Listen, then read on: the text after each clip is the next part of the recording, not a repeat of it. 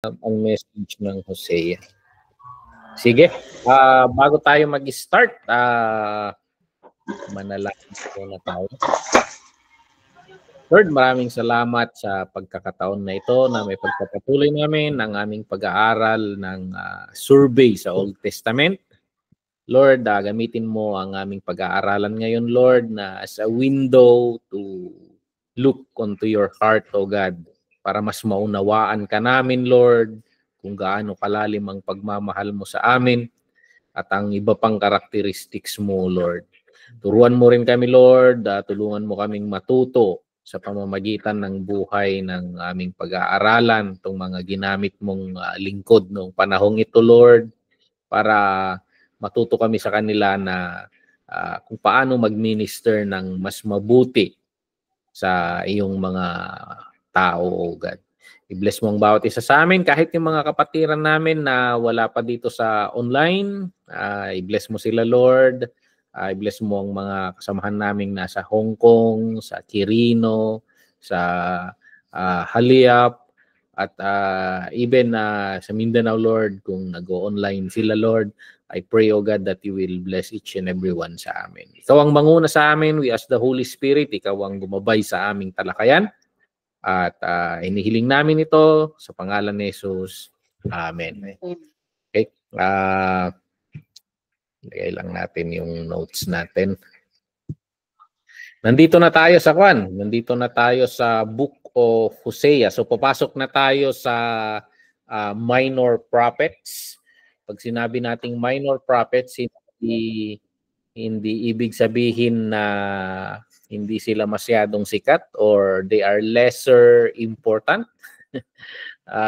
Ibig sabihin lang mas maliit yung volume ng kanilang sinulatan na mga aklat at parang they compiled it as a one book noong noong panahon na ito sa Old Testament. Parang na-compile lahat ito from Hosea hanggang doon sa huli. And ngayon, ang pag-aaralan natin ngayon, itong sinulatan ni Prophet Hosea. Hindi ko alam kung anong problema dito. Ayaw mag-load yung notes natin. But tingnan natin ito. Para mas, sabi ng author natin, si Bill Scheidler, para mas concise yung talakayan, ipag-iisa niya, ito yung flow ng discussion, pero i-reshuffle ko rin. Pag-aaralan natin yung title of the book. Good evening, Sister Rod. Occasion of the book, bakit sinulat itong book or anong panahon? Ano yung situation noong sinulat ang aklat na ito? And then, ano yung pangunahing mensahe na tinatalakay ng aklat? At titingnan rin natin yung mga natatanging katangian ng aklat na ito. I hope hindi magloko ito. I think medyo mabagal ang internet natin. Peak season ngayon. Okay. Itong Hosea, the book of Hosea, na ipangalan actually ang ginamit na pamagat sa aklat na ito the book of law and love.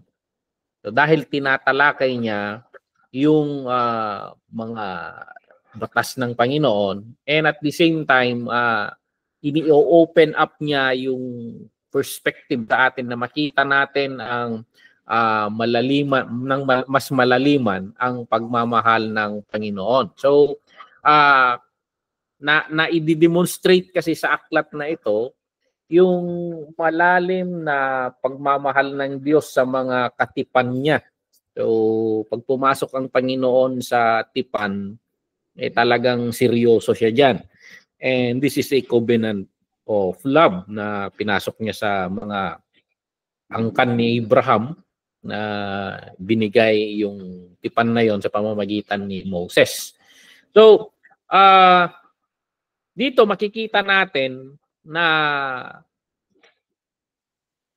ang Panginoon mapipilitan siyang i-judge or bigyan ng sabihin na disiplina ang Israel dahil sa kanilang mga yung spirit na pagbabakslide.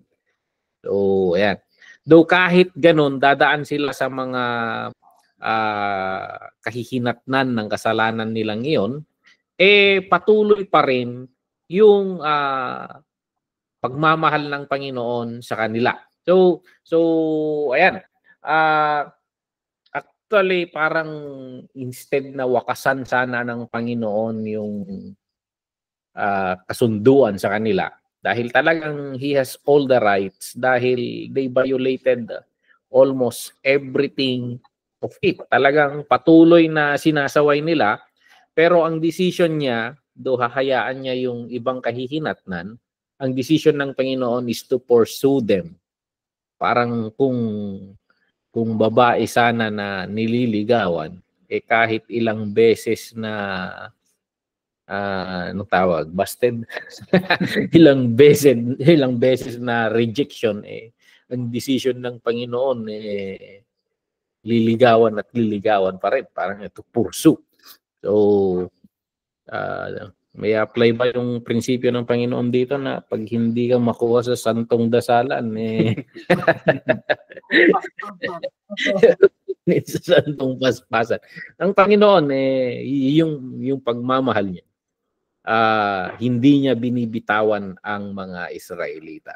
So itong aklat na ito, nasulat siya sa panahon na yung huling bahagi ng existence ng Israel. Kasi nung nasira ang Israel, nung sinakop sila ng Assyria, wala na. Parang nung sinakop ng Assyria, hindi na na-restore ang Israel pa. Hindi na sila nagkaroon ng chance to rebuild the nation. Ang na-restore lang is the kingdom of the south, Judah. So yun yung context nito, bago masira ang Israel. So si Hosea ang pinakahuling prophet sa Israel. Pag sinabi natin Israel, yung North Kingdom, kasi nahati sa dalawa yung United Israel, mayroong Northern Kingdom and Southern Kingdom. So pinangalan sa taas Israel, pinangalan sa baba Judah. So yung Northern Kingdom. So ayan, nakasabayan na sina Jonah, Amos, Micah at Isaiah. So ito yung mga contemporaries niyang mga prophets na nandun rin during those times. So ayan, yung mga prophecy niya talagang na-deliver sa Israel doon sa darkest period ng kasaysayan nila. So mababasa natin ang ilang description sa panahon na yan sa 2 Kings chapter 14 verses 21 hanggang chapter 18 verse 1. So si Hosea nag-umpisa yung kanyang paglilingkod bilang propeta noong yung panunungkulan nung naghahari si Jeroboam II. At tuloy-tuloy ang paglilingkod niya sa dumaan na 6 na hari. So kasi may palit-palit yung hari nila, sunod-sunod yung haring dito mabilisan. For example, Zechariah is 6 months lang nag-reign. Hindi ko alam kung namatay sa giyera or kinuditan nila or whatever. Pero 6 months lang na nag-ari. Sinundan ni Shalom. Mas mababa na naman ito. 1 buwan lang. So, ganun yung siguro nagpapatayan rin sila. Itong mga magkakamag-anak rin ito, mga na may political rivalries rin. Makikita natin yan doon sa mga anak rin ni David, di ba? May rivalry si Solomon tapos yung isa. Parang ganun. And then ito, ang umupo si Manahem at nakapaglingkod rin ito ng 10 taon. So, and then sinundan ni Pekakia, ng mga klaseng pangalan itong mga to. And then 2 years na naglingkod. And then si Peka, Ewan ko kung peka ito, pekaw. Peka. Ito, mahaba-haba yung panunungkulan niya. 20 years. And then si Hosea, hindi Hosea. Hosea na naglingkod ng 9 years. So sa mga hari na ito, mula kay Jeroboam Disekan hanggang kay Hosea, dito nag-minister si Hosea. Okay? So, sa mga panunungkulan na ito, itong mga haring ito, yung generally naman yung bansa nila, okay naman sa economy. Okay naman. So, sabi nga nila, prosperous as a nation during those times. Pero sabihin natin, materially yon. Pero pagdating sa spiritual condition ng bansa, masama sila. Wicked, and then talagang nandun sila sa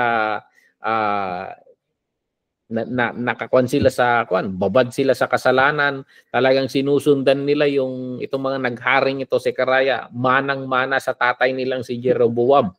So parang ganoon, so wickedness and sin nagkahari sa bansa nila. So ayan.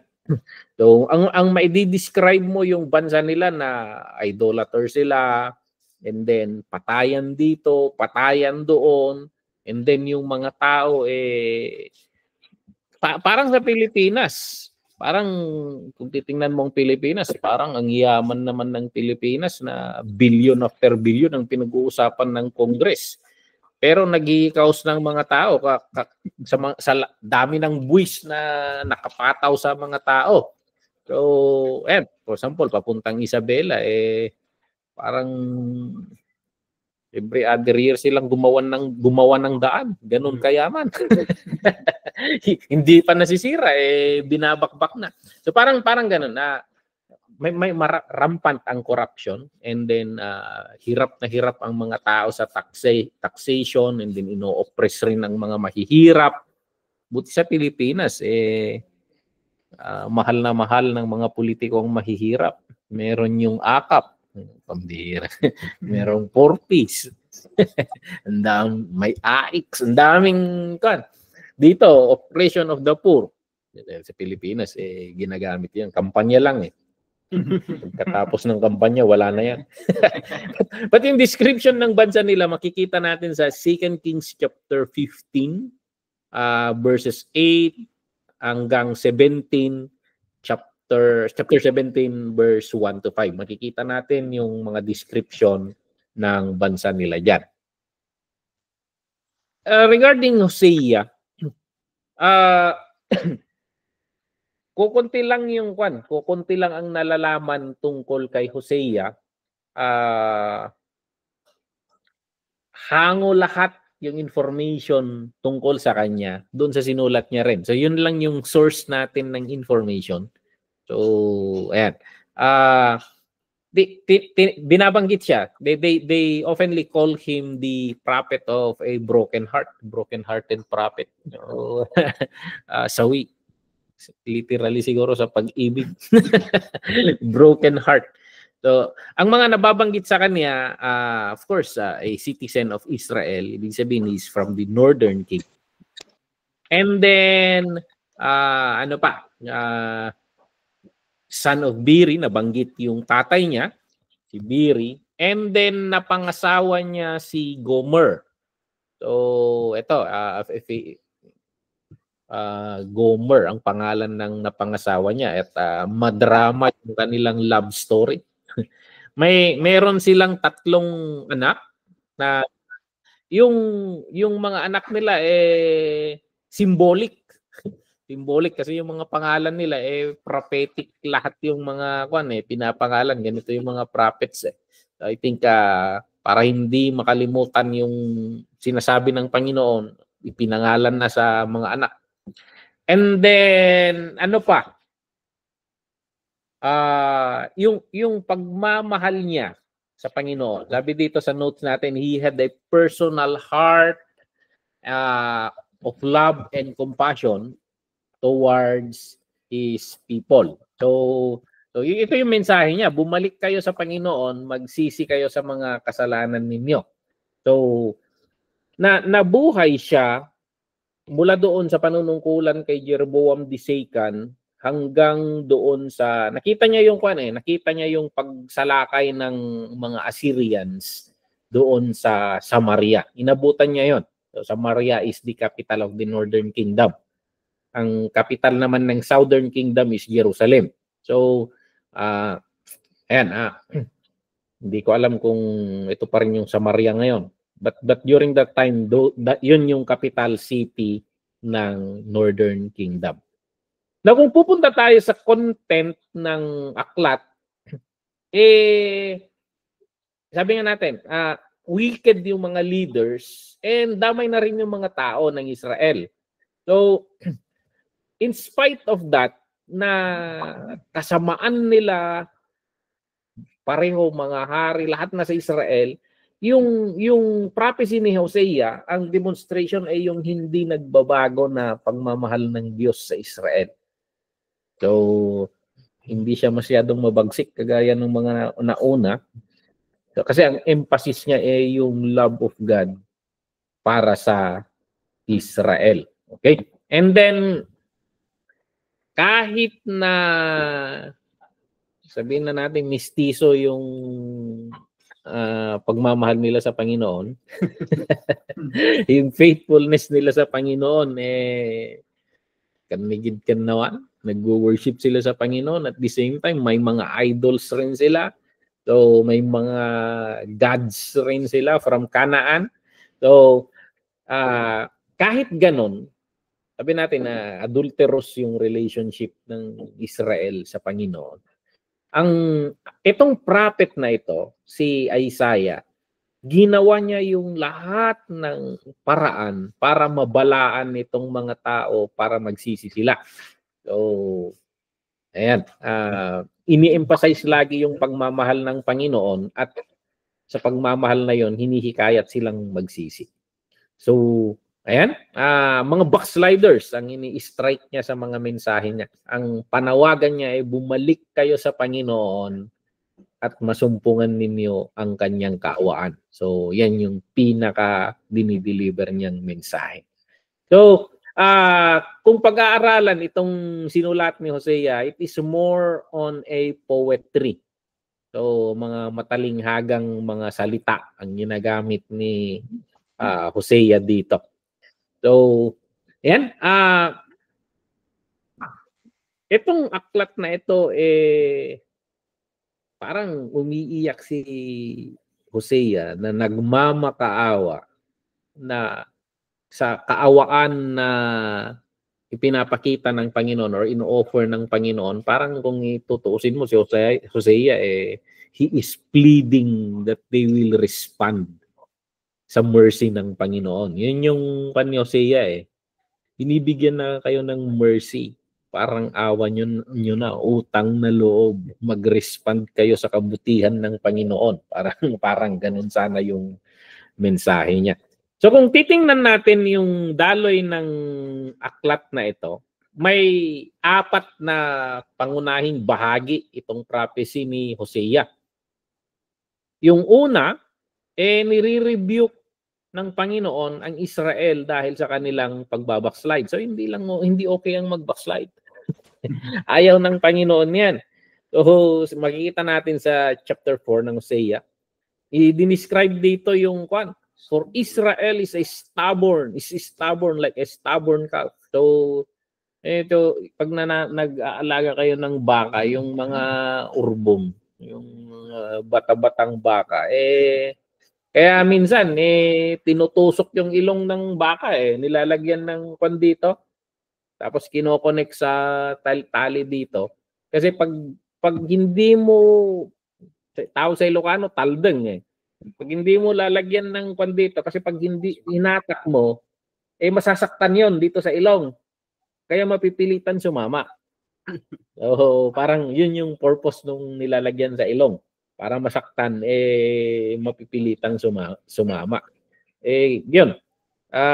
Pag mabait naman yung baka, hindi na kailangang lagyan ng ganun. So, ayan. But the description dito, syempre, yung bata-batang baka, mailap yan. Hindi mo mahihipo, parang ganun. Lalo na kung hindi sanay na, nung maliit pa, hindi nahahawakan. Pero ewan ko ang Israel, parang ganun yung description. Sa Hosea 11 verse 7, sinabi rin dito, may description rin si Hosea dito. My people are bent on backsliding from me. So, this is a word of God to Israel. Ganito i-describe ng Panginoon. My people are bent on backsliding from me. Though they call to the Most High, none at all, they exalt Him. So, parang tumatawag naman sila sa akin, nananalangin. Pero hindi naman nila ako, parang they don't honor me, they don't exalt me. Parang siguro tumatawag lang pag may kailangan. So, parang yung kaibigan mo lang. Kilala ka pag mangungutang. Parang ganon. Ganon ba yun? Pag walang kailangan, hindi kayo magkakilala. So yun. Ang unang bahagi, the rebuke of God sa Israel. Sa kanilang nature na backsliding nature. Yung pangalawa, nananawagan si Hosea or nananawagan ang Diyos sa pamamagitan ni Hosea na bumalik sila. So continuous itong pananawagan ng Panginoon na bumalik kayo. Makikita mo ito sa Hosea chapter 3 verse 1, Hosea chapter 5 verse 15, 6 verse 1, kahit sa chapter 7 verse 10, 8 verse 13, 14 verse 1 at verse 7. Paulit-ulit ito. 1, 2, 3, 4, 5, 6, 7. 8 beses na nananawagan ng Panginoon na bumalik kayo. Bumalik kayo. So, dito sa chapter 6 verse 1, sabi doon, come and let us return to the Lord. Come, let us return to the Lord, for He has torn, but He will heal us. Yan yung kanya. So, he has stricken, but He will bind us up. So, parang nukokoma. Agnakum tayo. Uray no, kahit ang Panginoon, inikan na tayo, pagnakman tayo kasi but bumalik tayo sa Kanya. Kasi kahit ganon, He will heal us. Yun yung sinasabi ni Hosea dito. Kahit na binanatan niya tayo, He will bind us up. May preaching, may study sina Pastor Benny, may preaching siya noon regarding sa shepherd.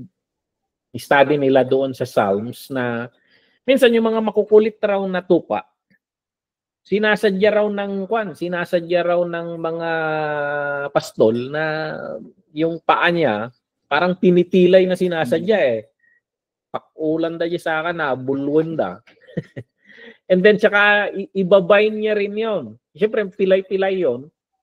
At ang gagawin ng Panginoon, pag pilay, hindi makakatakbo sa Panginoon yan, kinukuha ng Panginoon, ubain na. And then during that time, healing process ng sheep na yon, pag magaling na siya, naamontod. Hindi na siya mailap. So parang nasanay na siya doon sa paghawak or sa presensya ng pastol. So, yun, ganun siguro yung concept dito na sinasabi na though He has torn, He will heal us. Though He has stricken, He will bind us up.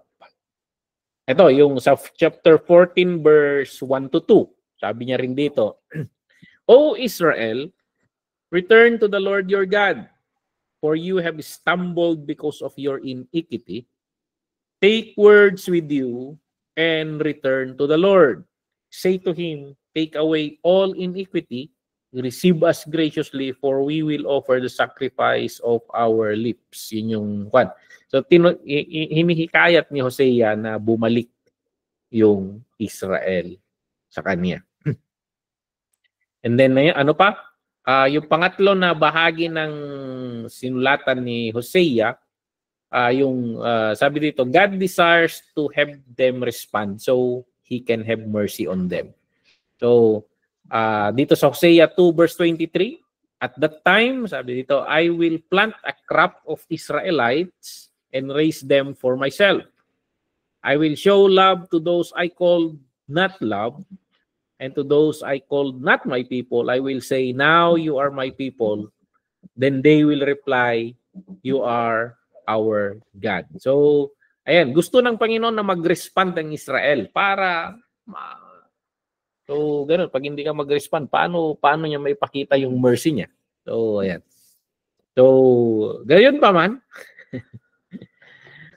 kahit maawain ang Panginoon, kahit mapagmahal ang Panginoon, hindi niya ma-demonstrate yung pagmamahal at mercy niya at the expense of truth.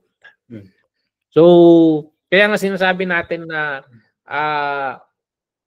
yun kasi yung gusto ng mga yung gusto ng mundo na kung mapagmahal ang Diyos, okay lang to.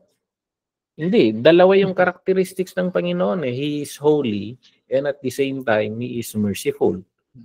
At kaya nga sabi nila, the cross doon nagsalubong. Kasi sa cross, ibinuhos ng Panginoon yung justice niya, inupakan niya ang kasalanan, at the same time, ibinuhos niya rin yung pagmamahal niya. So, kinuha ni Jesus Christ yung kaparusahan, at ang Ama naman, ibinigay niya yung kaparusahan, pero at the same time, yun ay demonstration ng pag-ibig. So, doon na pagsalubong ng Panginoon yung dalawang characteristics niya.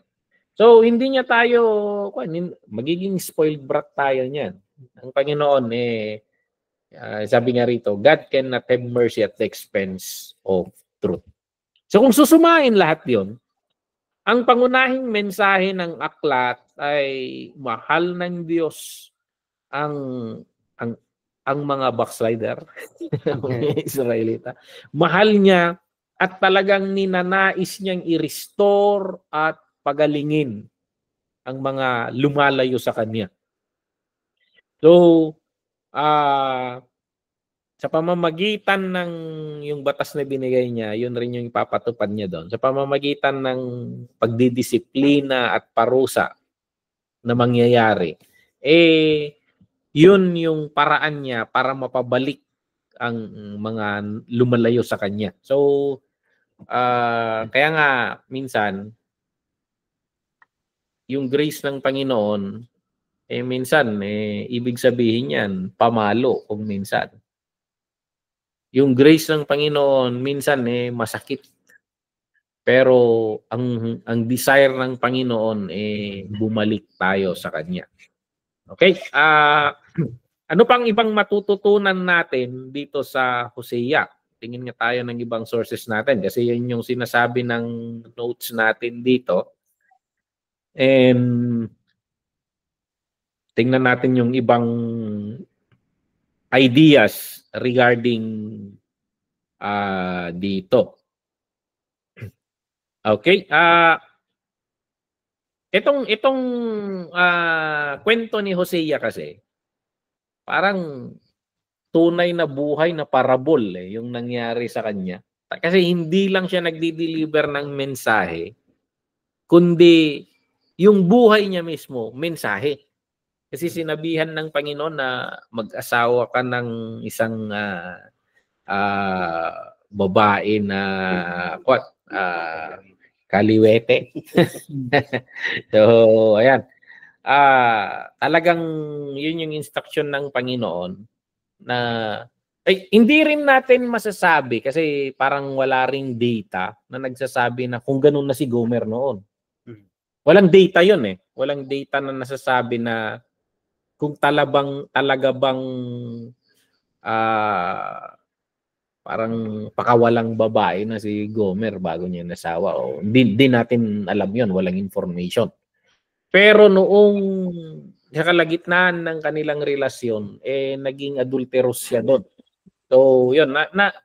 Yung nangyayari kay Hosea, di ko rin alam kung sinabi ng Panginoon ba, instruction ba, asawain niya tong ganito or in the long run, magiging ganon yung mapapangasawa niya. Ewan ko kung paano sinabi ng Panginoon yon na kasi daming perspective na magkakaiba dito. So, but ang point lang kasi nung pangyayari sa buhay niya, siya mismo, siguro yung way ng Panginoon, mas maunawaan niya yung pinagdadaanan or yung puso ng Panginoon. So, So, mismong buhay niya yung metaphor ng mensahe niya. So, ang hirap rin nun. So, pero, kailangang maging faithful rin si Hosea. Kailangang hindi niya bibitawan yung pagmamahal niya kay Gomer. Kailangang he will pursue her. Kasi sabi ng Panginoon sa Hosea 2:14, I will allure her. I will lead her into the wilderness and speak tenderly to her. Bakit wilderness? Kasi sa wilderness, parang yun yung yun yung ligawan. Israel and God, yun yung ligawan na part na parang ang daming every day I have roses for you, manna for you. Ang daming kahit ang daming tampururot itong Israel na ito, binigyan na nga ng chocolate, bakit Cadbury? Bakit hindi Toblerone? Ay, pambira, mas mahal ata yun. Bakit hindi Ferrero Rocher? Parang ganun eh. So, mana na naman. Parang ganun pero ang Panginoon, ang daming ginagawa para masuyo lang sana itong Israel. Pero hanggang umabot sa punto na the next generation, or sasabihin natin yung in the long run, natututo rin na magmahal itong Israel sa Panginoon. At okay yung relasyon nila hanggang sa talagang nag-prosper yung relationship nila. Yung mga promises ng Panginoon, they build together in the new land. So, parang ganon. Sabi dito, I will allure her, I will lead her into the wilderness and speak tenderly of her. So paano yon? Parang sinasabi ng Panginoon, balik tayo sa ligawan ulit. Liligawan ko siya. Susuyuin. Pagsisibak ko sila ng ipag-iigib. Parang ganon. Just like paano niligawan ni Jacob si Rachel. Parang ganon. So, dito makikita natin na yung kwento ng buhay ni Hosea, lalo sa atin na maging mga ministers, tayong naglilingkod sa church. Itong narrative na ito, narrative ni Hosea,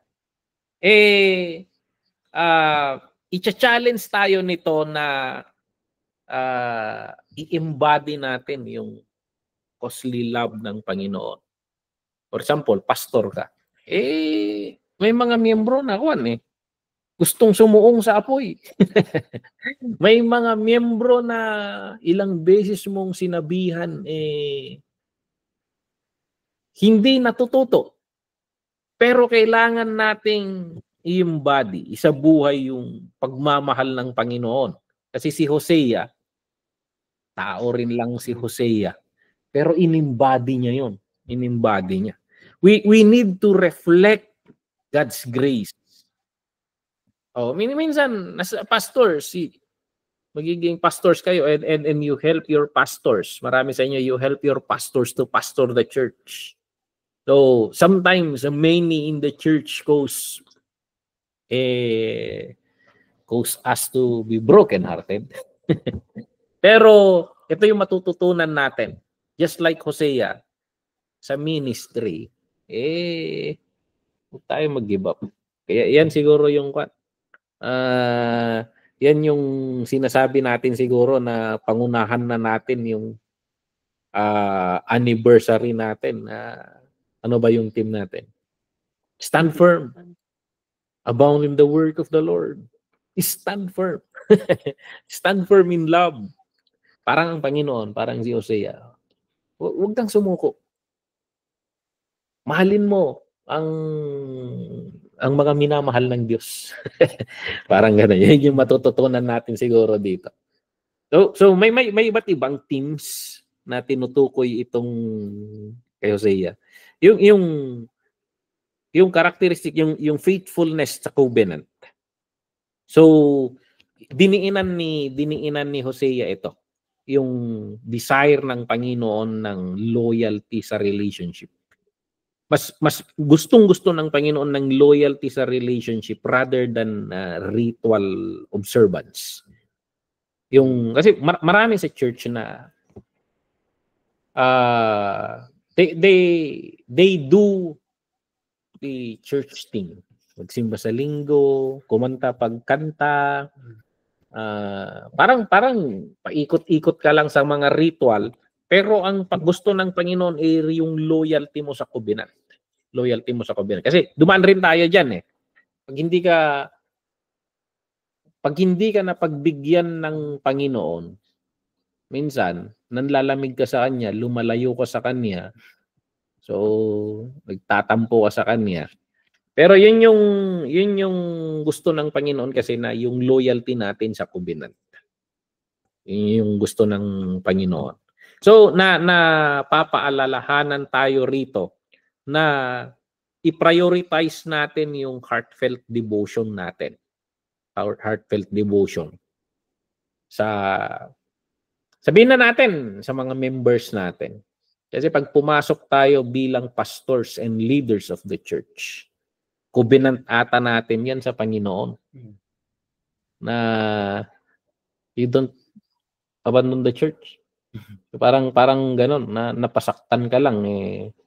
Kaya ang mga pastors iyak mo na lang, warrior is a child. Covenant natin sa Panginoon yan, parang kay Hosea na sige, tuloy lang yung pag-deliver ng mensahe. So covenant ng Panginoon sa Israel, ganun rin si Hosea, covenant ni dinidemonstrate niya sa Israel. Okay? And then, ano pa yung team na iba pa dito? Yung, hindi lang tayo tinuturuan ng aklat na ito na maging maging faithful sa panata natin bilang ministro ng Panginoon. And then, yung pangalawa ay yung pag nag-confront tayo ng kasalanan, we confront with compassion. So, confront sin with compassion. Makikita natin ang binabanatan ni Hosea rito, idolatry, the sin of idolatry and social injustice. Kaya masasabi rin natin na unique rin yung pagka-prophet ni Hosea. Kasi yung ibang prophet, mabagsik sila eh. Mabagsik sila. Elijah, mabagsik tong mga to. Pero makikita natin si Hosea na he has this compassion. So, iminodel niya itong courage tempered with empathy, sabi nila. So, pag may mga ina-address tayo na ikinokorek, okay rin lang magalit. Pero, i-mirror natin yung heartache of God towards the wayward. Hindi lang yung heartache niya, but yung compassion ng Panginoon. Kasi ang Panginoon, hindi niya desire manira. Ang desire niya restoration. So, ganun. Kahit si Pablo, makikita mo rito eh. Yung sinabi niya, binanggit ni Pablo, yung yawat yung kini Satanas. Ano yun? Give up nila. Pero may tuloy yun eh. Barang makwayo yung karar. So, ibig sabihin, bitawan nyo sa church. Ang kan kasi, you will enjoy the presence of God inside the church. You will enjoy the blessing of God inside the church. Yung iawat yung ni Satanas nga word of Paul is that don't include him in the church. Tapno agnakam ngas lakas siya eh.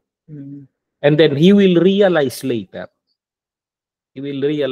na hindi niya ma-enjoy outside the church yung mga peace of mind, yung mga ganun yung context ng 1 Corinthians eh. Yun yung kaya kahit napakabagsik nung 1 Corinthians, kung mapapansin nyo, nakikita ko yung connection ng 1 Corinthians ka sa Hosea. Pansin nyo ba, napakabagsik ni Paul doon. Pero ang running theme doon, love. Love. Pagdating sa 13, love. Asaan ang love doon, yawat yung kini Satanas. That is an idiomatic expression nga sometimes allow him nga ikam ti pagnakman na. Yung urayom nga no agsubli. You accept him. Parang ganon. Ganun yung point. Kasi love yung running team doon. Minsan, isipin mo doon, paano ma-reconcile ito? Pagmamahal tapos yawat yung kini isa lang. Kaya tingnan niya yung verse na yon, may sinasabi doon na we might save his soul, sabi doon eh, yun yung one. So it's an idiomatic expression na tiwalagin niyo muna. It's a disciplinary action, yun yung point doon eh. It's a disciplinary action na don't include him. So nabanggit ito ni Pastor Tamuan, yung isang teacher namin. Kasi nagagawa ito ng Iglesia ni Cristo eh. Kasi ang Iglesia ni Cristo, they can dismiss you from the church. At they can interpret that na hindi ka naligtas. So inside the church, ang daming benefits nila. Ang daming benefits nila. So parang they will never receive those benefits na. So ang yaman ng Iglesia ni Cristo. Wala ka ng ayuda. Wala ka ng chance na makapasok sa trabaho kasi napaka-powerful ng Iglesia ni Cristo. May mga connection sila lahat. Pag may profession ka, you can easily enter job. So yun yung one. Pag ikaw pag mahirap ka, kandidato ka sa mga libreng pabahay, mga ganon. And kaya sabi nga ni Pastor Tamuan noon, can we restore this? Yung benefit, ganun rin. Kung makikita niyo sa Book of Acts, merong practice yung church kasi na ganun eh. They bring together what they own. Di ba? Naglako ni Ananias ni Sapphira. Pinagsasama nila and then ginagamit nila yun na pangtulong sa isa't isa. So there is a benefit na nakukuha ng bawat isa aside from the spiritual benefit na binibigay ng Panginoon. So yung sinasabi doon disiplinahin ninyo. Ipagkait ninyo ang mga kailangan niyo ipagkait. Baka sakaling mahimasmasan. So, yun. The discipline there is always motivated with love. So, yun yung matututunan natin kay Hosea na we confront sin with compassion. The goal is to win him back. The goal is to restore him. Kasi siguro, Oo. Kasi yung prodigal son, hindi hinabol ng tatay eh. Parang ganun lang siguro. Pero, yung sitwasyon na lang siguro. Kasi last thing niya, basta na ipag-ubos. Merong marka. Nagnakam ka nga. So nga, may siguro sa kasi pamilya mature mo. Gamiris no gamin awanti na ganan alam ay kalat na kanayon. Awanti panahon niya gamiris. May tatamo siguro dagita nga doon tintibiyan. Kaya maganda minsan maraming naririnig akong testimony eh. Parang they backslided or they detach themselves from the community. So parang ang tagal, parang wala, hindi na rin binibisita. Pero pag may nangyaring kalunos-lunos sa kanila na namatay or whatever na pangyayari na masama nangyari sa kanila. And then suddenly pupunta yung church to visit. And then sinasabi nila na that melts their heart. Na at the lowest of the low, the church is dead. So, ayan, na hindi pala ako nakalimutan. Kaya sa akin minsan, pagkait mo rin, hayaan mo muna. Hayaan mo muna. Kasi minsan, pinangmamanipula na yung checking of attendance eh. So, experience ko yan. Experience ko. Kasi,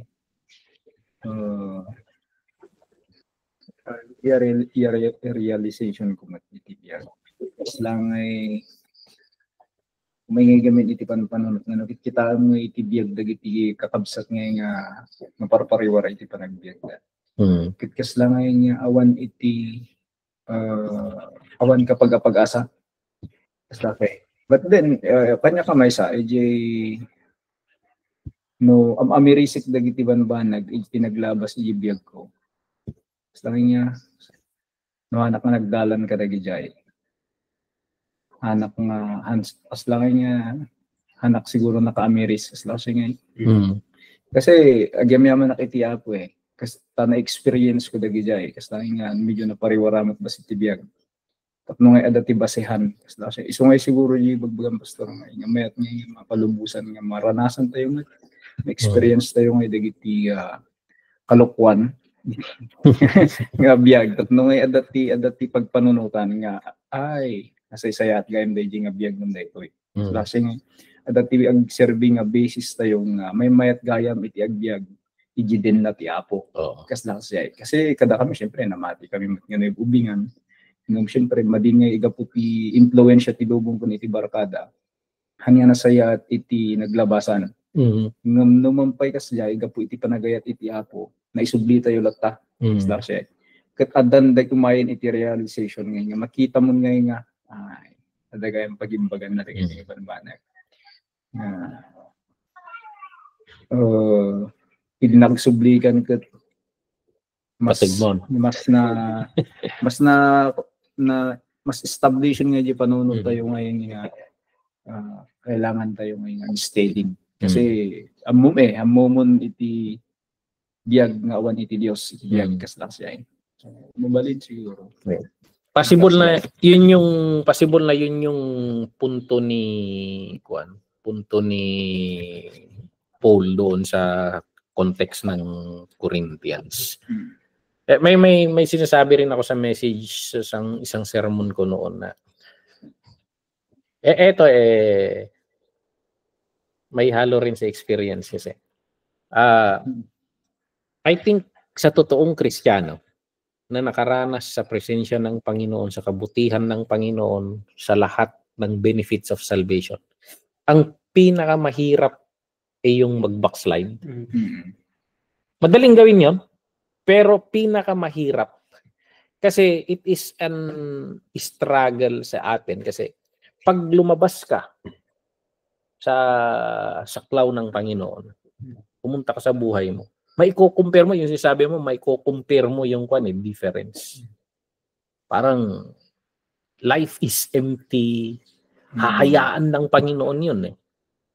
At pag nakikita mo yung mga Kristiyano, lalo pa kanta-kanta sila ang buhay ng Kristiyano ay masayang tunay. And guy-guyo-guyo na ka come back. Parang yung mensahe ni Hosea na come back. So, parang kinakantahan ka ng Panginoon. Baby, come back. So, ayan. Yan yung pan natin. So, ayan. Kaya sa atin rin siguro, paano tong confronting sin with compassion? Minsan, remaining silent siguro. Confronting means, sige, I will. Ayan. But we must have empathy. Yung heartache of God. So, ano pa? Yung hope in redemption. In spite of judgment. Kaya nga yung sabi ko kanina, yung mga ganun, lumayo, tumigil sa church. Minsan, umabot yung punto na may mga masasamang pangyayari sa buhay nila. And then suddenly, you visit them. Suddenly, i-lead na ka ni Apo Diyos nga, you go and check them. You go and pray for them. Ask what help do they need. Parang ganun. Nararamdaman nila na grabe. Ganito palang pagmamalampas. May experience ako dito noong pandemic. I think there is one family na even before pandemic ata, lumalayo sila sa Panginoon. Nakatuon lang sila sa negosyo. And then, nung tumama yung pandemic, grabe, hirap na ng hirap yung negosyo nila. Yung negosyo nila, mga sasakyan, pasada rito. Hindi na makakilos yung mga negosyo nila. Parang na-paralyze lahat ng nila. And then, during that time, si Dandan ang hinire ng munisipyo namin na tagapagdala ng mga ayuda sa mga mamamayan ng lamot na LSE, yung stranded.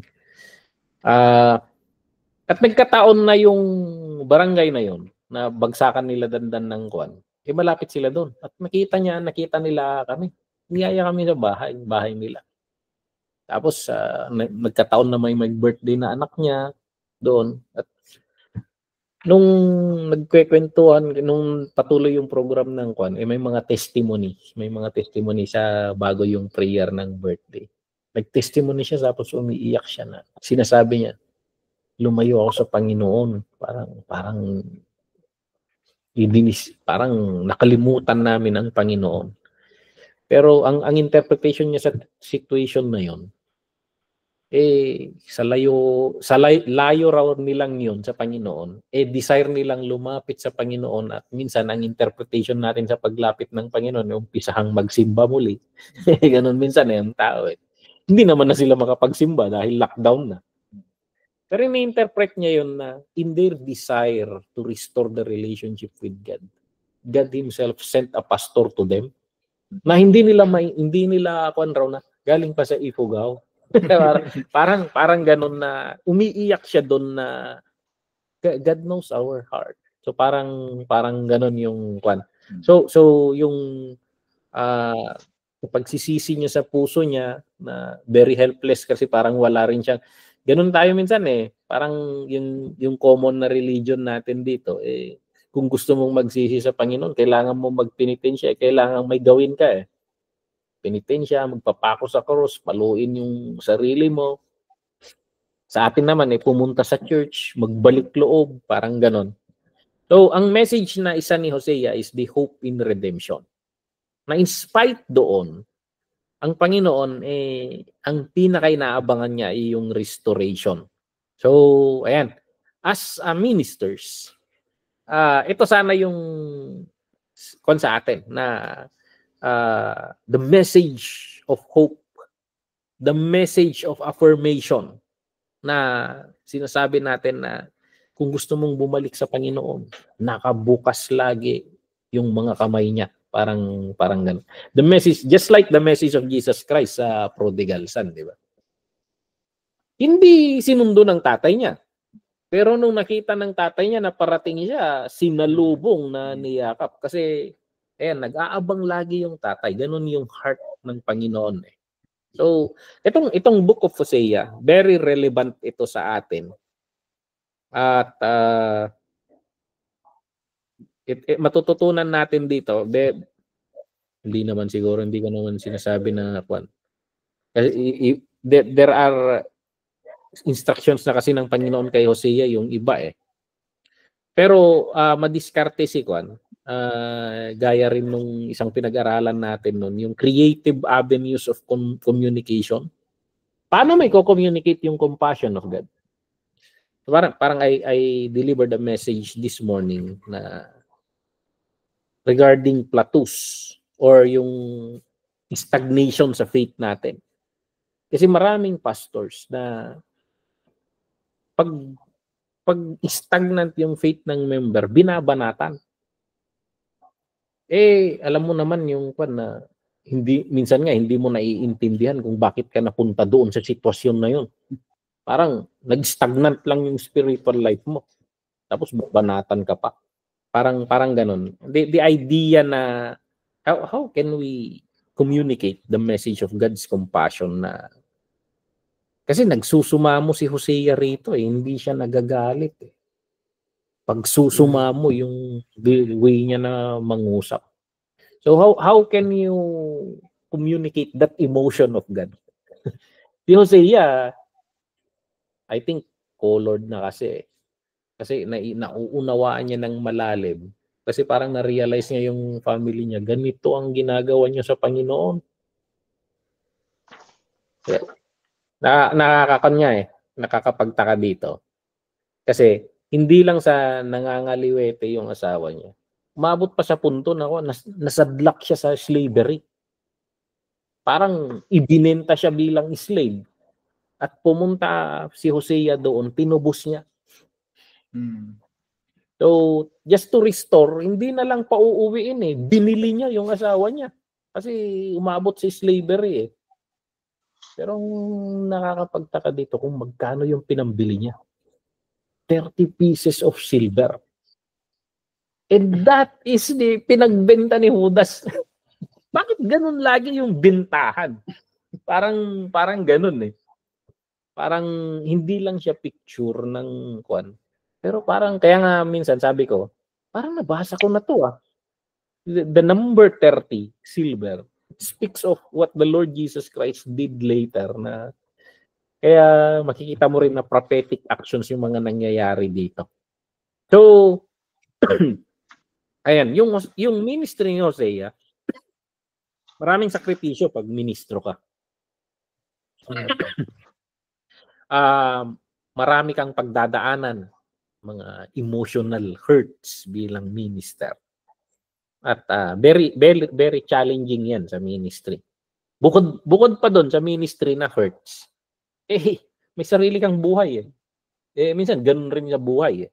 So ayan, pero yung kwento ni Hosea matuturuan tayo dalhin yung puso natin na ma-attune sa puso ng Panginoon. So, a heart that breaks for sin, nalulungkot or nababasag dahil sa kasalanan, pero itinitibok niya pa rin yung pag-ibig na tumutubos, parang ganun. Pag-ibig na nagbibigay ng second chance, pag-ibig na hindi bumibitaw. So, ayan, sa ating sigurong mga pastor, marami tayong matututunan sa kwento ni Kon na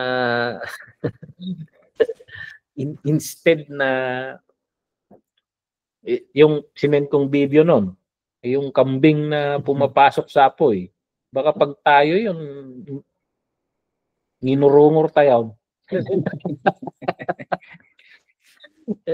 Kaya namapulpugan eh. But yun, so this is not just a ancient prophecy, but a testament nga na ang Diyos He never lets go on us. A truth na tayong minister, kailangan rin nating dala-dala sa mundong ito. We don't give up on people. We don't give up on people. Di kalding yung pastor. Tuloy mapanood ko pastor. Ay, ko ang nangyari kasi doon, di ba, Simrit di kalding. Ang nangyayari kasi doon, hindi niya pinapabayaan eh. Ang madida ka ngayon, dajay siguro di may nga view tayo, iti biyag, di may nga pastor between the members nga. Nadadumahan na mabalbalin, tayo ng ikit nga palubusan, na madangranda. But then, possible nga, dajay nga panakadangranda, baka dajay multi-process. So, ang nakita lang natin yung parang intro. Pero, imposible nga masisinit yun, nagkadirumwar. Kasi, babalik yun eh. Mabalik niya kasi gay. Minsan gamin, kasi lang nga inuunahan lang natin. Kasi lang atipain tayo suda. 2K ring. Kasi lang kasi tayo gamin eh. Yung kasi mayat sa amin, gano'n na ko.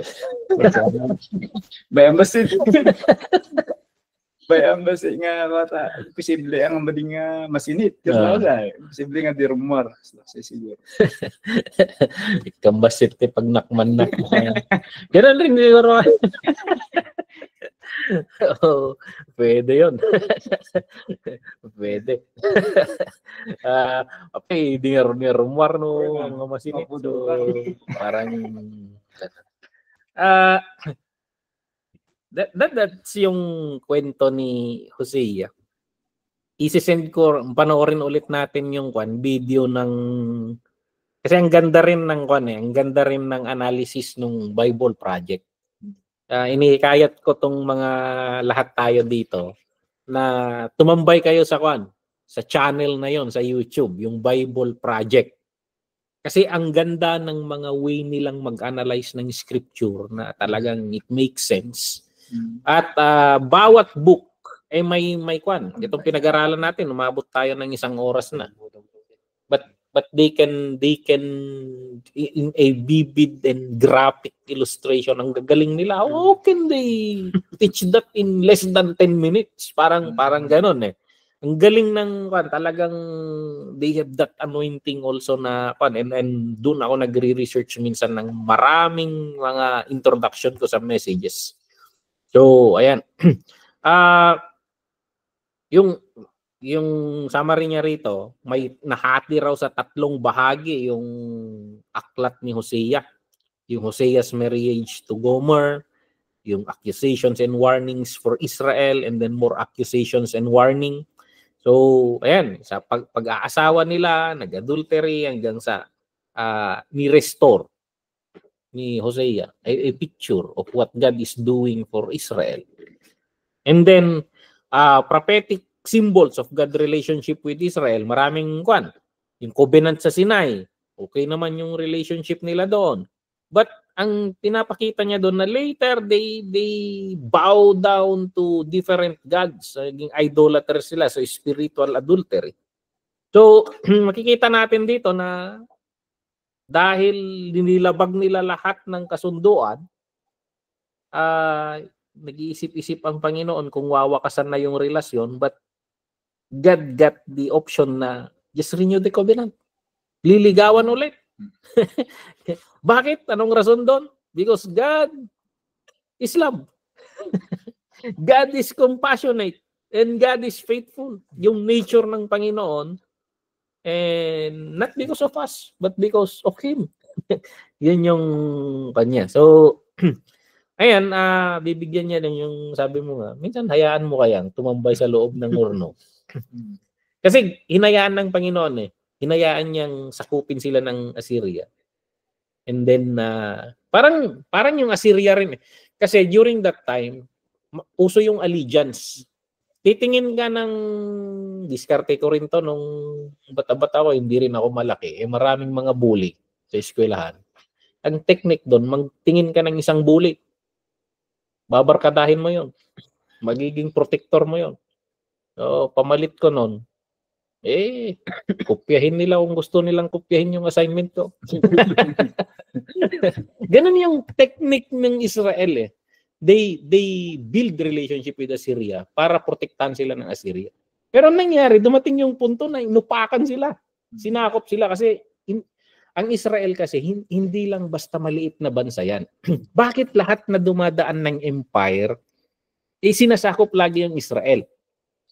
Strategic, commercially and economically ang Israel kasi. Kung titingnan mo, yung Israel, nandito siya, dagat dito.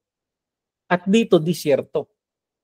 Lahat ng products dito, kung gusto nilang ilabas, ang pinakamadali dagat na labasan ng produkto. At kung sinong may hawak ng Israel, siya ang pupuntahan ng lahat ng buwis. Kaya kung napapansin mo, bakit itong Israel na pinag-aagawan? So, ayan, bakit hanggang ngayon sa modern age, pinag-aagawan nila yan? Isipin mo lahat ng bansang may langis. Paano nila lalabas yung langis nila? Paglalabas sila sa port ng Israel, buwis yan. So lahat, kasi 4 na kontinent, nasa gitna yung Israel. Siya yung salubungan. Ganon yung context niyan. Akala nila, hindi sila babanatan ng Assyria. So parang ganon si Gomer Yung kalaguyo niya, yun yung nagbenta sa kanya sa slavery. So parang ganon yung picture na pero kahit ganon, hinayaan ng Panginoon yung defeat. May prophecy na marirestore sila. Magkakaroon ng revival in the future. Magkakaroon sila ng king, messianic king, a portrait of God or of Jesus Christ.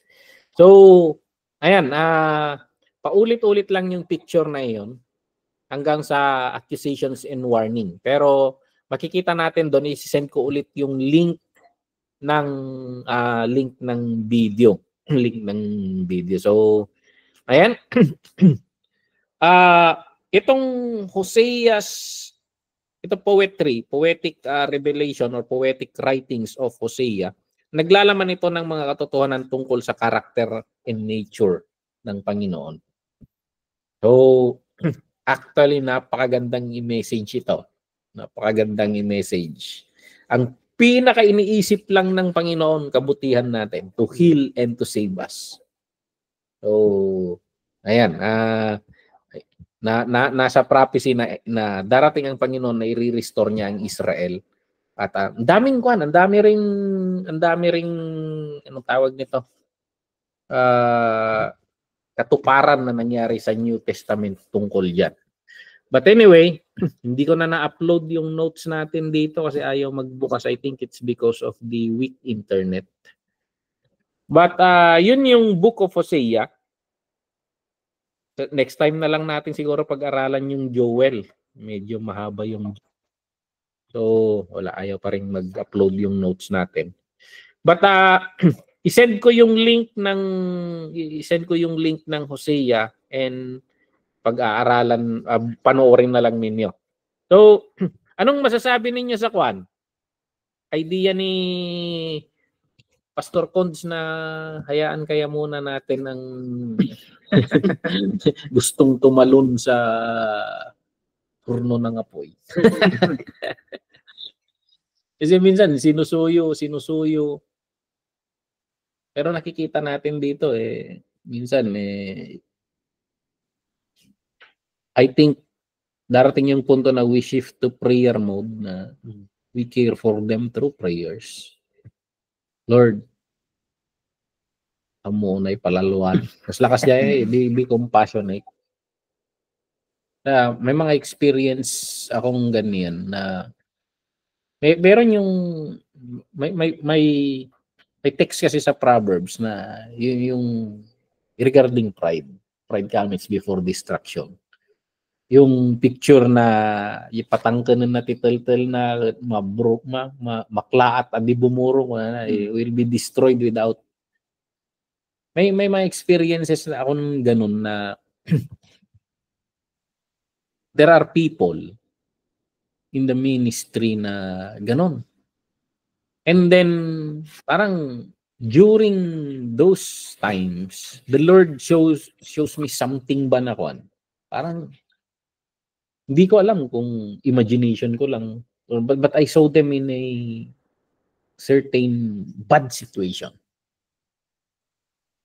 And then I don't know if it is a test. Pero ang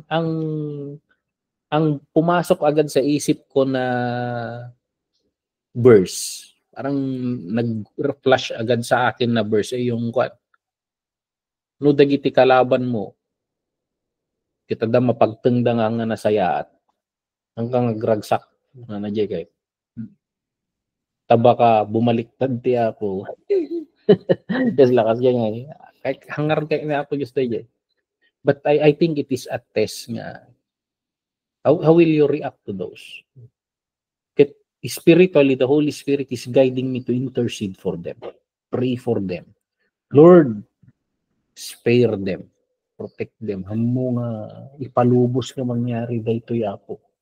So parang ganun yung the Holy Spirit at that time shifting me to intercession mode to cover them. Kasi iba na we should be reacting like God. We should be reacting like God. Kasi kung nung natatakwan tayo lata systems of this world, ay dayta gunggunayo kasi lakas jay reaction tayo. But in the parang tinuturo ng Panginoon na not that way. Be compassionate. Parang ganun. And I think 1, 2, I think umabot na ng mga 3 times na na-experience ko yung ganun. Na and then tinuturuan ka ng Panginoon He will help you how to pray for them. Parang ganun. And praise God. Wala namang nangyari sa mga guni-guni. Guni-guni yung mga yun. But ganun. Pag may mga when we be compassionate as the Lord is compassionate, we are called to mirror Him, be His image. So, ayan.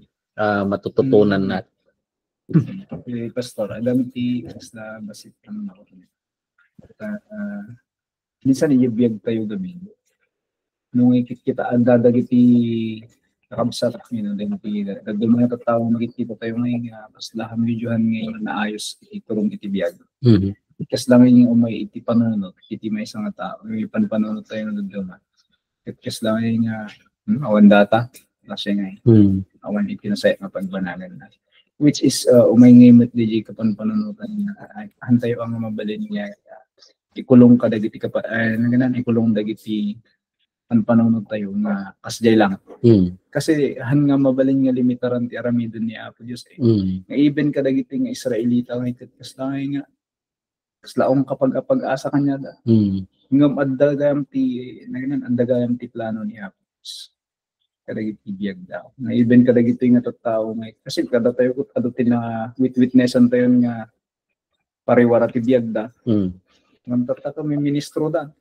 Lasay nga hantay yung nga maibaga nga DJ may isang luko-luko nga tao but someday may santo may isang aldaw but may santo nga evangelist. Lasay so DJ nga yung panahon ko ngayon pag nagkadagiti lang na-share ko na bang pag-share sa atin nga mabalik niya nga ano kadagitias ka tao ko lakas niya damin siyempre puro babae dagi kamon kadagitias asawa da artag so hantay mabalin nga limitaran nga ti aramidon ti Apo kasi hantay nga amo baka one day ka nabilbilog tupay nila kayo mong musika tatlak din adagay mo ka kasyan hantay nga amo hantay nga mabalin di ko din nasirsirip niya Apo Diyos nga amang tayo. So, dadagit expectaren tayo nga nadadaw mga ikit hangin iso tinang mangyari. Kasi alji sermon gawin na tayo. How to live a life we don't want. Kas lang ay related ibiyag ni Hosea. Kasano ka ibiyag niya nga sitwasyon sa nga mo kaya kasi even na kami tapay nga papastor kami nga kaya tag-pastor ada kami dito but we embrace it kasi lang embrace minsan yung runit at andalagili kasi nga sitwasyon hindi pa nagbiag gapo kadagiti desire tayo kadagiti pa nagbiag mayadayo tayo may kiniapo ngam niya po Diyos na ganan kaya ito nalatangay nga isublida tayo lang tayo. Kasi tayo iparang napinpintas si plano. Para sa Panginoon kasi hindi option ang giving up. Wait. So, kung paano natin. Some fear. Yung, may napanood akong video kanina. This is a message of Pastor Rick Warren sa isang graduation message niya sa Oral Roberts University. Na may nagsabi raw sa kanya, ang problema ko kasi pastor, sabi niya, I don't love God that much. Yun yung sabi niya At sabi ni Pastor Rick Warren, hindi yan yung problema.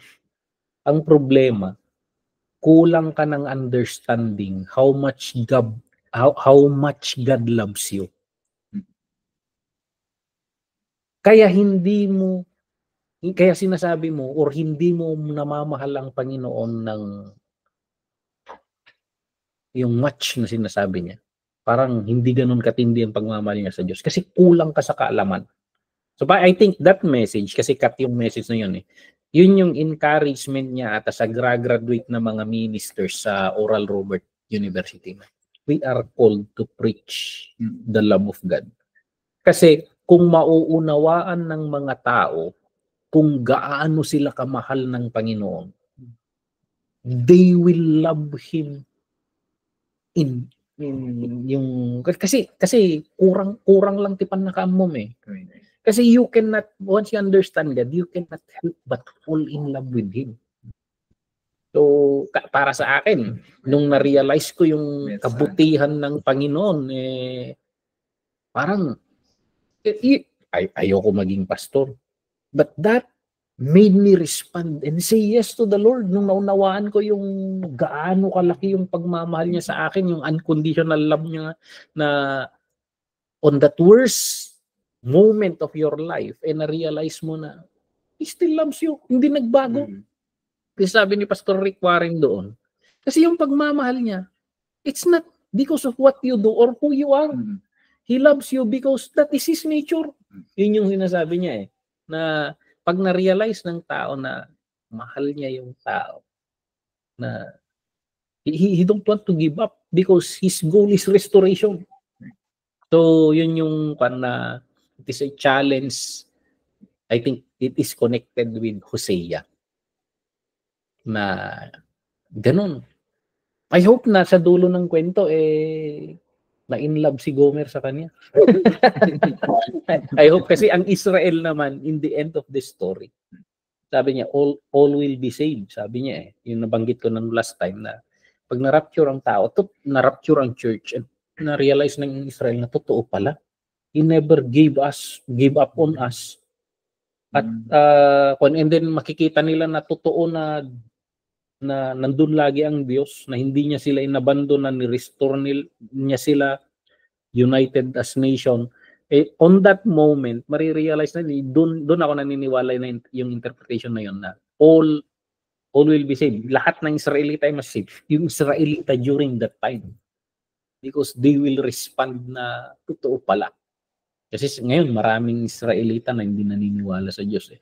So, yun yung na it's just like the challenge of Pastor Rick Warren, yun rin yung challenge natin na we need to understand gaano kalalim yung pagmamahal ng Diyos. Hindi lang knowledge sa mga pinag-aaralan natin and actually even in our day-to-day life.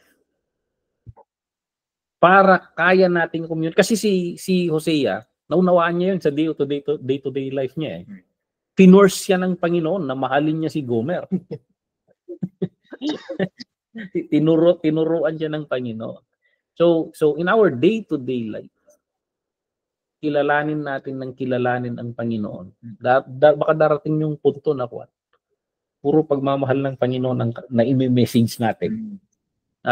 Kasi once lang na ma-realize ng tao kung gaano sila kamahal ng Diyos, they cannot help it but respond to that love. So, ayun. Kulang lang sa pagkaunawa. Kulang lang sa pagkaunawa. Iti may isang ako, Pastor, yung message ko dati di church.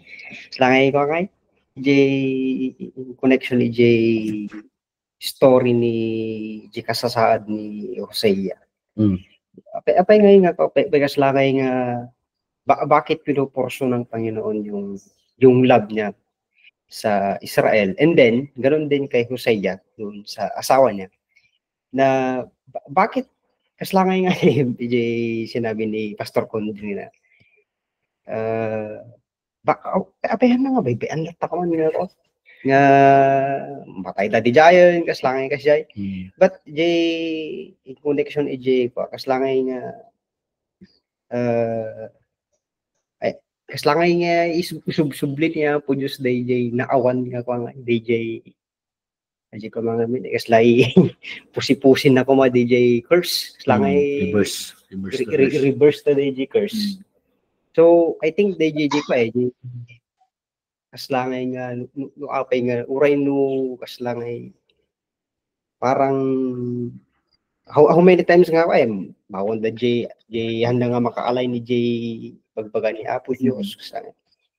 Bakit ganun na lang yung pag-ibig ng Panginoon? Kasi even ni Jesus Christ ganun kapit ay maisuna nga pabalim din nga hanuso na matay kasi nga kasi lang di pa nagayat ni Kristo tilubong. Ure na lang yung patay. Give up na lang sana, no? Kasi lang nga adaji isursuro ni Apo Diyos nga. Kasi lang GG blessing na nga.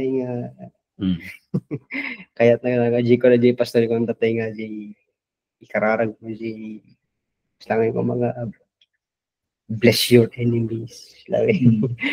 Kasi lang yung mga ilunod isuda. Gragsak ka, ngaragsak da.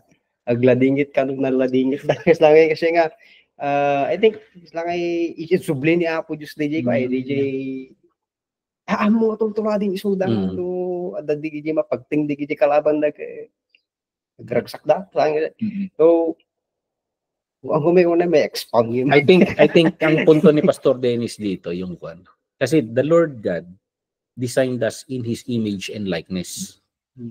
Kung ano yung characteristics niya, yun yung design natin. And the Lord is not giving up on that design. And He is teaching us. Discipling kata eh. Kasi dati program, but it was corrupted. It was corrupted.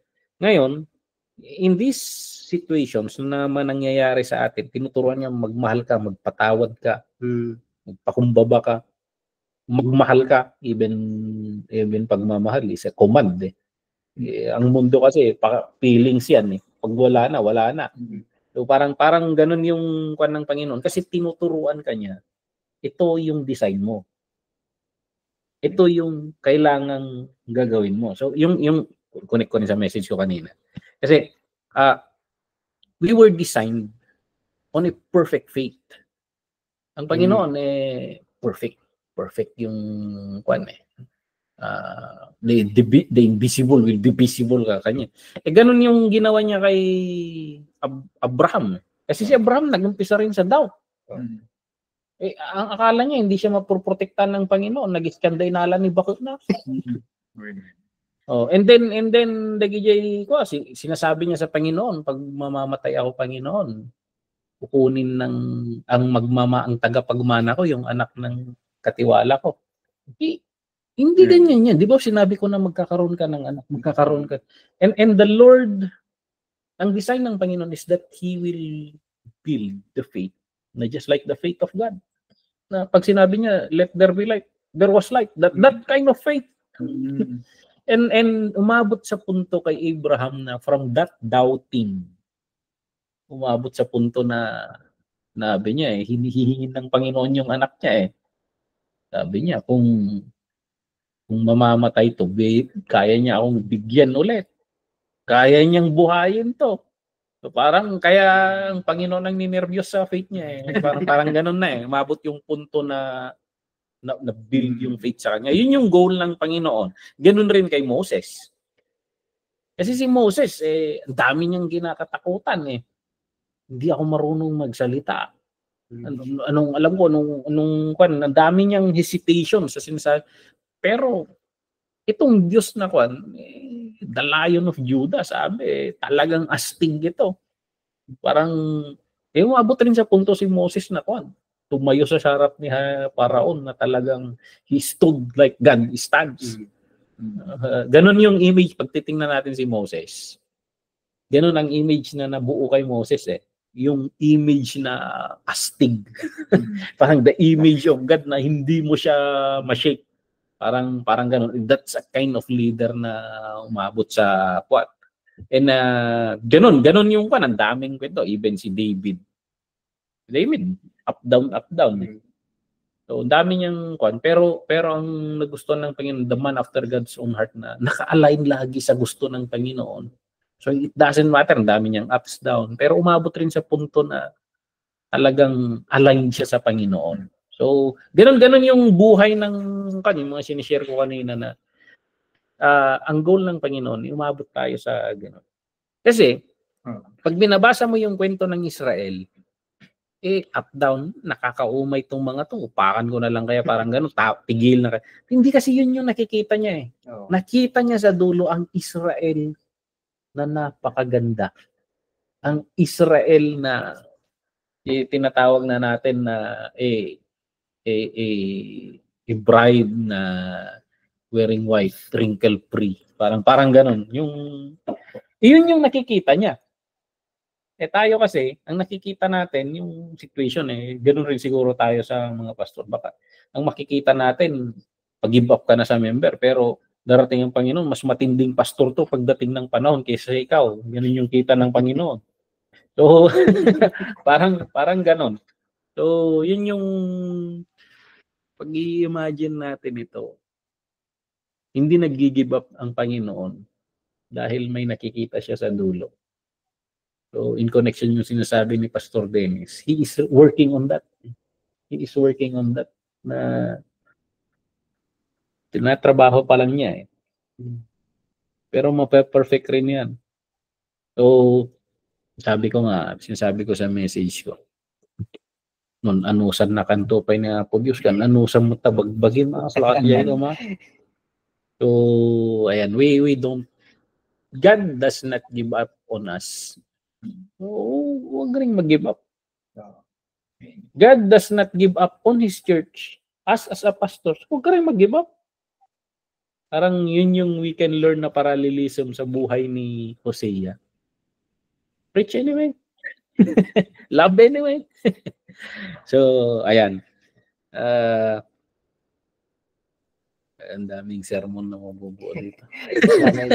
May isa pa, Pastor, na yung sinasabi mo na yun. Isa, nakakaranas tayo ng yun. Don't give up sa mga sufferings. Kasi no, minsan nga, no pusi-pusi ni Apo Diyos, kasi laki transition nga pa.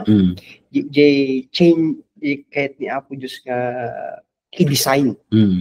No, pusi ni Apo Diyos na yay, may aganos ka ba sa ito? Kasi lang, no, narigat, ano sa masita, siyempre, imamit ni Apo Diyos, adan iiwan ni Apo Diyos. So, di lang sitwasyon na Hosea, talagang ano, true story nga talaga. Langay nga, siguro no, ordinary, kasi langay, nung ikita tayo iji pamilya. Kasi, nakakatawa nga, mabalin siguro kakatawahan na ni Hosea. So, may isang propeta, tapos kasi yung iji garod no, iji suffering, stand firm kadagi jay no, dadi kajar aramidin ni Apo Diyos nga, kas lang ngayon naman mensang ka, iji panang pusipos ni Apo Diyos, panang reverse na day ko, kumpit ka lang. So, iji lang siguro start dito. I think yung sinabi mo kasi tinatawan. I think pwedeng tinatawanan nila si Hosea dahil sa love life niya. Pero ang hindi nare-realize ng Israel sa kwentong mas malaki, kayo si Gomer Ang ginagawa ninyo, katawa-tawa ang Diyos. Pwede naman kayong hindi tubusin, pero kayo ang katawa-katawa Slave na kayo Parang ganun Slave na kayo Tinutubos kayo ng Panginoon. Iniuuwi kayo ng Panginoon. Gusto ng Panginoong i-restore. Tapos tawa-tawa pa kayo dyan. Ma-realize nyo sana yung parang kung babalikan natin yung yung sabi ni Jesus Christ na yung puwing lang yung kay Hosea pero troso yung nasa kanila So parang ganun ba yung reflection ka rin na isa rito? Tinatawanan nila si Hosea. Pero actually, kung titingnan mo yung big picture ng kwento, sila sana yung katawa-tawa Kinakaawaan na nga kayo Kinakaawaan na nga. Awa lang ng Panginoon ang bumibit-bit sa inyo. Parang ganun. Pero hindi ko rin alam kasi nakakalungkot hindi na bumalik hindi na restore yung country nila. Yung kingdom na north. So nakalat sila. So hindi natin alam kung saan sila nakalat dito sa mundo. Pero sabi, marirestore yan at the end of days. So hindi ko alam tong state of Israel na yan, kung yan yun. Pero pag na-rapture ang church kasi, the Lord will pick them up. They will realize who they are and they will be the evangelists of this earth.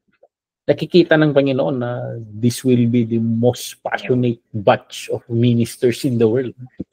So they have the mark of the Holy Spirit and they will invade the world with the gospel bago babalik si Jesus Christ to reign 1,000 years in this world. So yun yung nakikita ng Panginoon and He don't want to give up on that na nakikita niya. So, ganoon rin siguro, in practical day-to-day life, we should have a vision sa mga mahal natin sa buhay. Kahit sa negative things, we don't need to give up. We hope for the best. We pray to the Lord. Ganon yung natin kay Hosea, matututunan natin. So, sa church, minsan, mauong madagiti ko, kita asawa Di mo may salsalakan ng maumala. May salakan to ti pamilyam ko na diya eh. You and your household will be saved. Tapos agsardeng ka. Gawa na eh. Hanggang natupadan na yung scripture. But anyway, this is a good story kay Hosea. We need to meditate more on this. So it's a challenge na our message, we experience it day-to-day life. Tingnan natin yung mga reflections natin.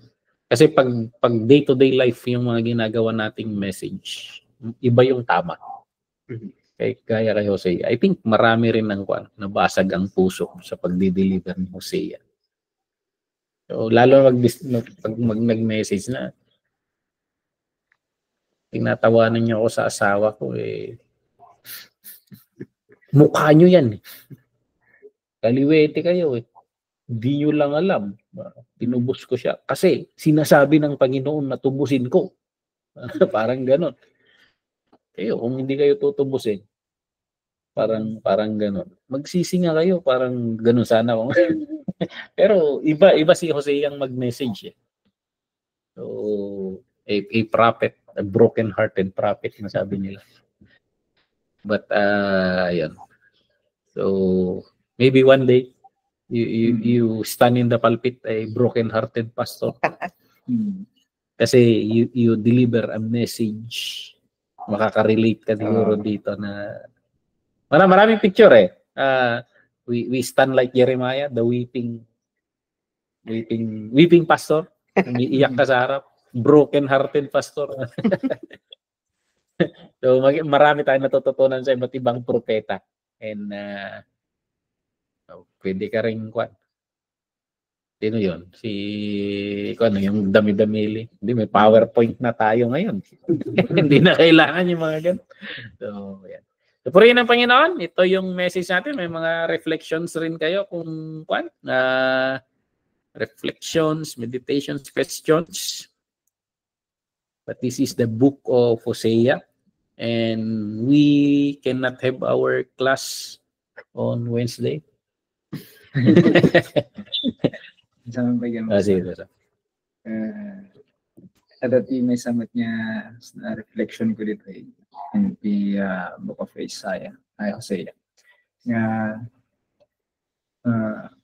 nga amin ngayong makikita tayong madi.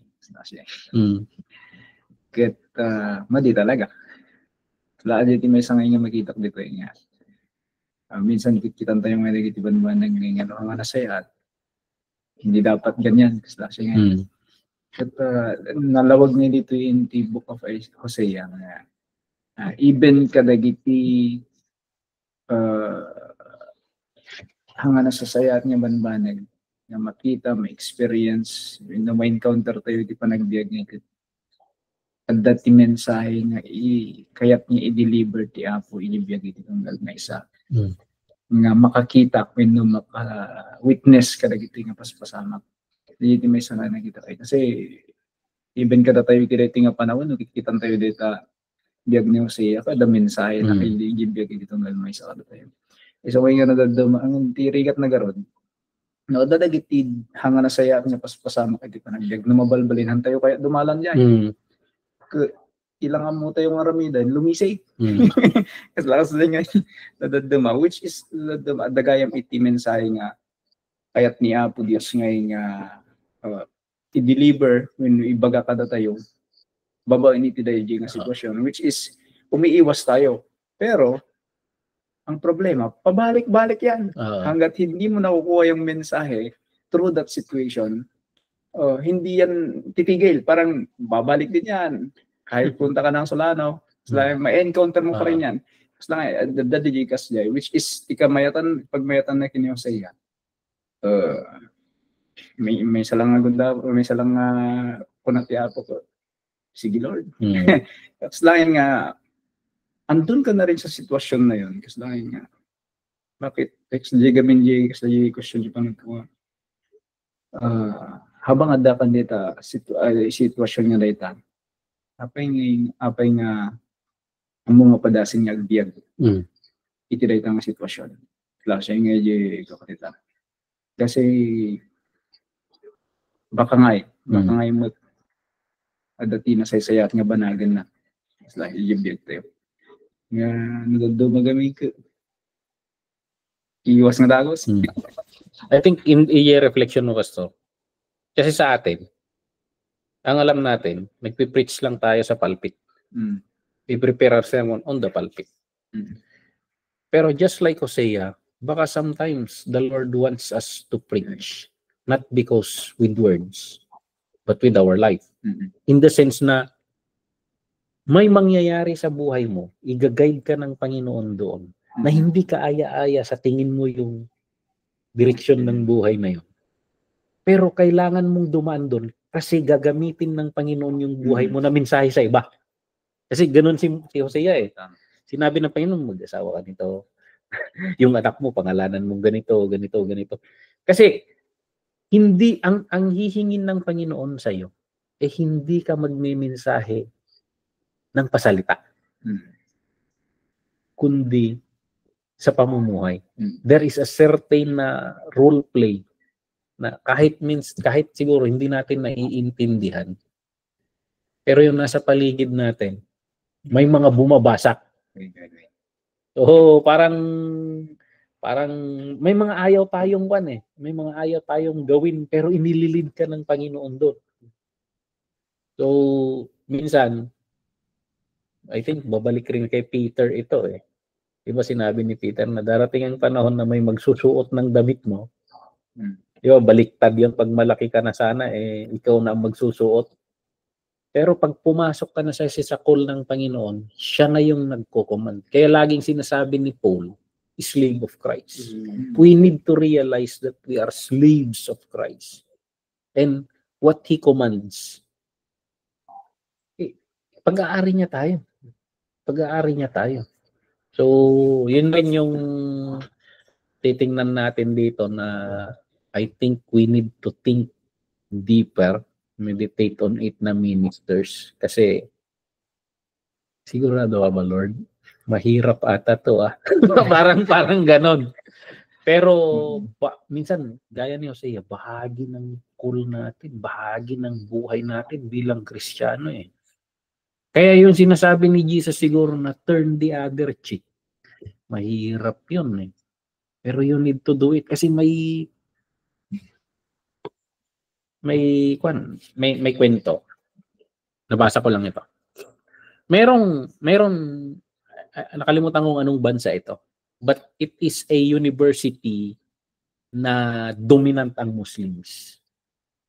At merong professor na Kristiyano. And tinutulig sa nila yung teaching ni Jesus Christ na turn the other cheek. Hindi naniniwala ang Muslim yan. So, kung totoo nga, sabi, so, parang sinampal nila yung professor eh.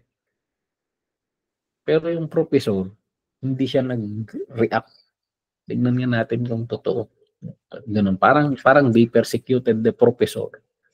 Ganun, sinampal nila, hinubaran nila doon sa school ground. Pero ang nangyari, dahil hindi siya nag-react, sinunod yung sabi ni Jesus na tayo yung payi kabila. Doon na payi kagay na. Parang umabot yung punto na ang dami raw kumakatok sa pintuan ng dorm niya na umiiyak sila na humihingi ng tawad on behalf of that na pangyayari. Parang it grips their heart ba na tinunaw ng yung dahil sa pag-obey niya sa Panginoon na huwag kang mag-react. parang gano'n. And then he won so many hearts. Yun. Mahirap minsan eh. Madaling sabihin. Pero pag nandun ka sa sitwasyon, it is a choice na pag nilid ka ng Panginoon, you need to keep still. Parang gano'n. Minsan, magaling na tayo sa counter-attack eh. Hindi pag diso ka, nakadanon yung counter mo. But, yun. Malalim tong book of Hosea and then we keep on thinking more. Yung reflection mo nga. Sa day-to-day life, baka may hihingiin ng Panginoon na Hindi para sa'yo. May i-communicate siya lang sa ibang tao na gagawin niyang mensahe yung buhay mo. Yun lang. Are we like Hosea? Who will say, yes, Lord. So, pag-isipan natin yun. Nandaling mahirap yan. Pero I think if ever na dumaan tayo sa mga ganyan, the Lord will enable us. So yun, talagang tama yung tansya ko. Hindi kakayanin na Joel pa tayo. So that's our class for today. May sharing rin kayo bago tayo mag-close. May reflection rin ba kayo na Hosea related? Iwasan ko yan. Tutuloy pa to sa amin. So kung wala na, so we thank the Lord for the life of Hosea. Pero it still affects us up to today. So ayan. So iniling ko nga kay Kwan, Pastor Conds to close us in prayer. Salamat sa sige, kararik tayo. Apo Diyos, sa mami nga naindangitan, itong tanok ni tinaindaklan nga nagan mo, apo kadagit iso amin nga kinaimbag mo, yaman kami Lord, ibiyag, Apo Diyos niyo saya, nga isuwa Apo Diyos, din kami inadalit at nakita mi Apo Diyos no kasano, Apo Diyos, iti linaon, iti pusong true Hosea, babayin ka dagiti sa Apo Diyos, Lord, agyaman kami Apo,